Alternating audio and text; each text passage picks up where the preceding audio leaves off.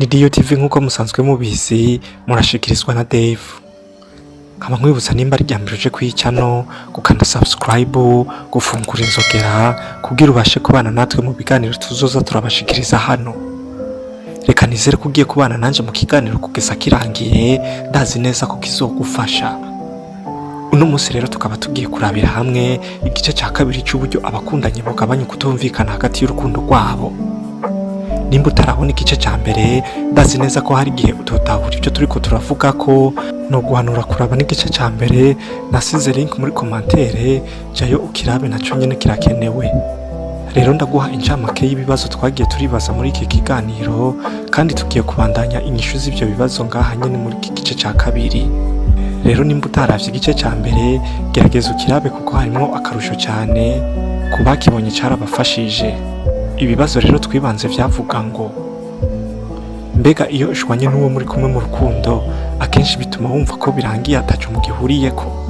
Ese iyo upfuye ikintu n'umukunzi wawe, ntuzi ingene mwasubiza ibintu ku murongo?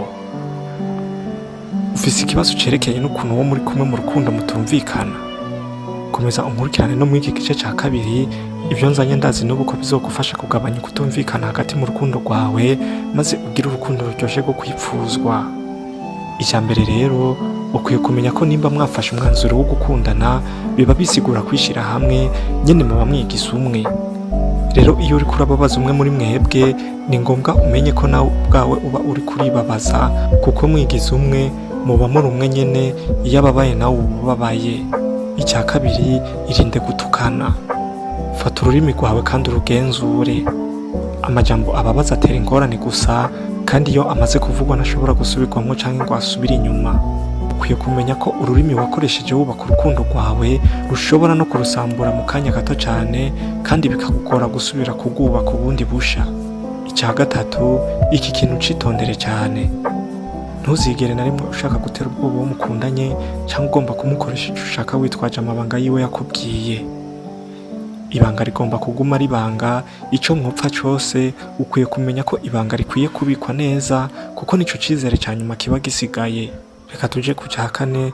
Ntuze wihende ngo ubwire abandi bantu icyo wapfuye n'uwo mukundana, yaba inshuti cyangwa umuryango. Nta n'umwe akwiye kumenya ibyanyu mwemwe babiri. Mukwiye kuvyigumanira mwebwe nyene atawundi abigiyemwo. Iri kosa rikunze gukorwa n'abantu benshi, ariko burya iri ni kosa rikomeye cyane, kuko abandi bantu canke abagenzi bawe bashobora kugutoza ingingo itariyo, ugasanga urahomvya amahitamwo yawe bitewe n'impanuro mbi wumvise ku bandi. Gerageza rero ibyanyu biguma ari ibyanyu, mwambikana agahuzu kuri buri umwe, kuko si byiza ko abantu babona ubwambure bwanyu. Icya gatanu, musengere hamwe. Gusenga bisukura ikirere, bigarura urukundo n'urutonde, bizana ubumwe bw'intumbero, kandi bikabibutsa ko Imana iriko irabibona, kandi mwemwe muri abana b'Imana.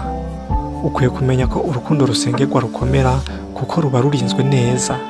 Icya gatandatu, igihe muvuga ku kibazo cabaye, mukivuge bimwe bishitse, murondere umuzi waco, mushire byose ku meza.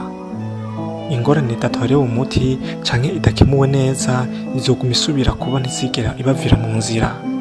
Icandikwa ni naco gisozera kino gice cya kabiri. Iyo muvugana ku kibazo gihari, nimuhana ijambo. Aha muri ako kanya nakumva ko hariho uwuruta uwundi, mwese muba mukwiye kumvirizanya kugeza umuti w'ikibazo gihari ubonetse. Reka nizere ko uzobana nanje mu gice cya gatatu, ari naco ca nyuma, aho nzokwereka ibintu vy'ingirakamaro ku kiganiro twariko turavuganako. Rero nkaba ndangije shimira mwebwe mwese mwafashe akanya ko kunkurikirana. Mwari kumwe na Dave wikunze. Reka nizere ko kino kiganiro cagushimishije.